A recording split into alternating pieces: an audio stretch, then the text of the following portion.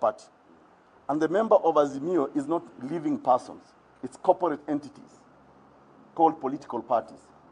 So I have no problem if Azimio were to give, say, NAC Kenya a certificate to go and run, or ODM to go and run.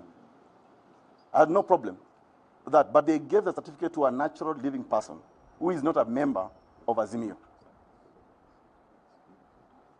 Am I making sense? Why? I know it's difficult for you guys to comprehend this because... Yes. Let me explain to you, using the company law.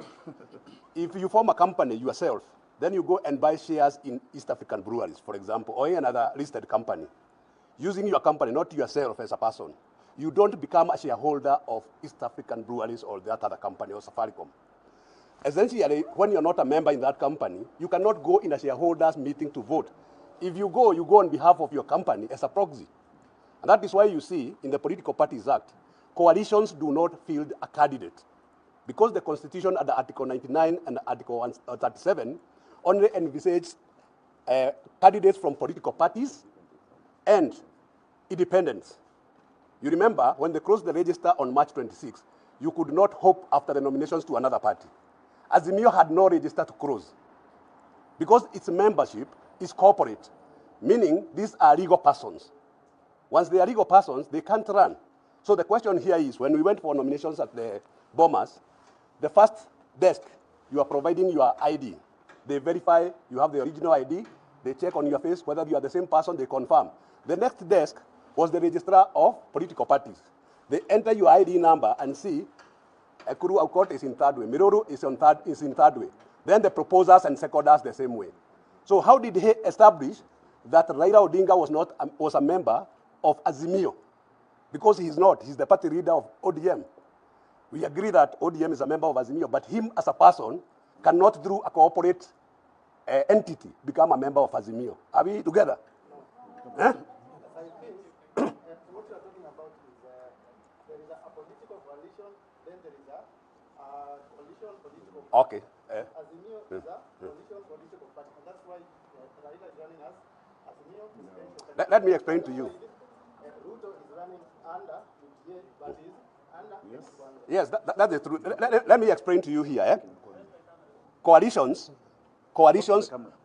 do not field candidates. They have never done that. Even in 2017, Raila Odinga ran on ODM ticket.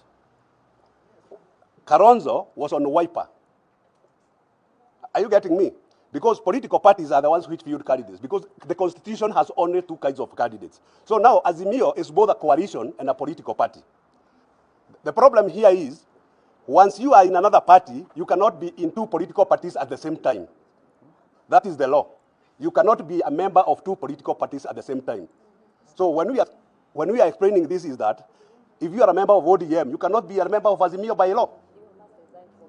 You must resign from one party. So there's no way a party, especially where you are not even registered as a member, you can use it to run.